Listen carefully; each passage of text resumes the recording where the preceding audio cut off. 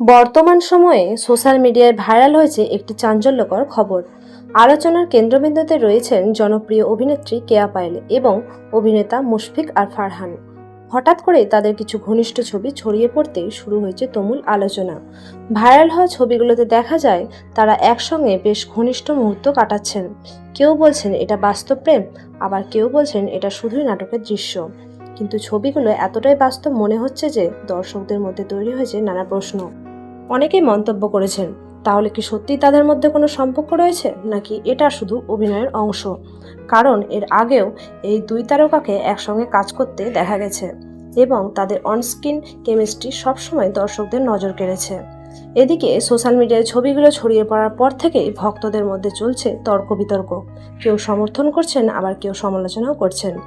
এর মধ্যেই ভক্তদের পক্ষ থেকে আসছে ভিন্ন এক দাবি। অনেকেই বলছেন তারা একসাথে থাকলে আমাদের দেখতে ভালো লাগে, এমন জুটি আমরা আরও দেখতে চাই। এই ধরনের মন্তব্য বোঝাই যাচ্ছে দর্শকদের একটা বড় অংশ এই জুটিকে ইতিবাচকভাবে দেখছেন। তবে এখনো পর্যন্ত এই বিষয় নিয়ে সরাসরি কোনো স্পষ্ট বক্তব্য দেননি কেয়া পায়েল বা মুশফিক ফারহান। ফলে রহস্যটা আরও বেড়েই চলেছে।